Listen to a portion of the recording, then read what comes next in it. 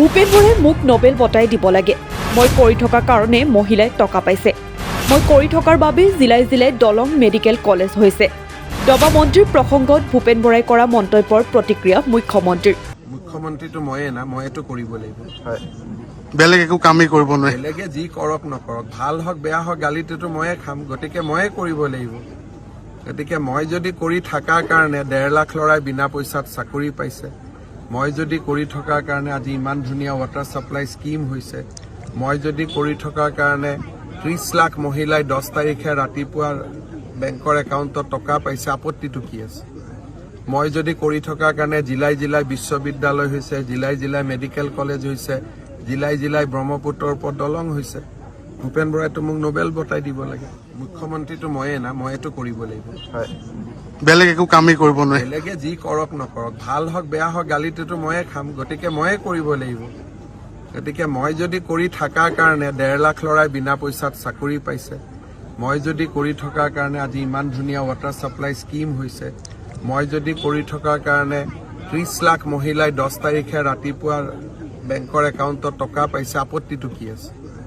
মই যদি কৰি থকাৰ কাৰণে জিলাই জিলাই বিশ্ববিদ্যালয় হৈছে, জিলাই জিলাই মেডিকেল কলেজ হৈছে, জিলাই জিলাই ব্ৰহ্মপুত্ৰৰ ওপৰত দলং হৈছে, ভূপেন বৰাইতো মোক নোবেল বঁটাই দিব লাগে।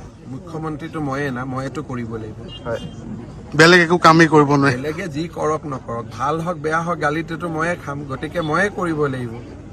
গতিকে মই যদি কৰি থকাৰ কাৰণে 1.5 লাখ ল'ৰাই বিনা পইচাত চাকৰি পাইছে, মই যদি কৰি থকাৰ কাৰণে আজি ইমান ধুনীয়া ৱাটাৰ ছাপ্লাই স্কিম হৈছে, মই যদি কৰি থকাৰ কাৰণে 30 লাখ মহিলাই 10 তাৰিখে ৰাতিপুৱা বেংকৰ একাউণ্টত টকা পাইছে, আপত্তিটো কি আছে?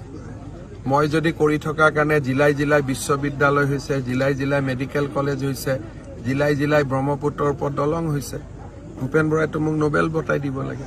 মুখ্যমন্ত্ৰীটো ময়ে না, ময়েতো কৰিব লাগিব। হয়, বেলেগ একো কামেই কৰিব নোৱাৰে। বেলেগে যি কৰক নকৰক, ভাল হওক বেয়া হওক, গালিটোতো ময়ে খাম, গতিকে ময়ে কৰিব লাগিব।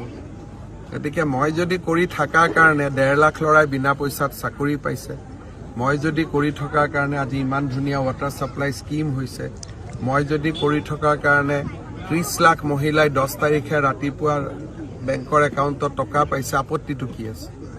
মই যদি কৰি থকাৰ কাৰণে জিলাই জিলাই বিশ্ববিদ্যালয় হৈছে, জিলাই জিলাই মেডিকেল কলেজ হৈছে, জিলাই জিলাই ব্ৰহ্মপুত্ৰৰ ওপৰত দলং হৈছে, ভূপেন বৰাইতো মোক নোবেল বঁটাই দিব লাগে। মুখ্যমন্ত্ৰীটো ময়ে না, ময়েতো কৰিব লাগিব। হয়, বেলেগ একো কামেই কৰিব নোৱাৰে। বেলেগে যি কৰক নকৰক, ভাল হওক বেয়া হওক, গালিটোতো ময়ে খাম, গতিকে ময়ে কৰিব লাগিব। গতিকে মই যদি কৰি থকাৰ কাৰণে 1.5 লাখ ল'ৰাই বিনা পইচাত চাকৰি পাইছে, মই যদি কৰি থকাৰ কাৰণে আজি ইমান ধুনীয়া ৱাটাৰ ছাপ্লাই স্কিম হৈছে, মই যদি কৰি থকাৰ কাৰণে 30 লাখ মহিলাই 10 তাৰিখে ৰাতিপুৱা বেংকৰ একাউণ্টত টকা পাইছে, আপত্তিটো কি আছে?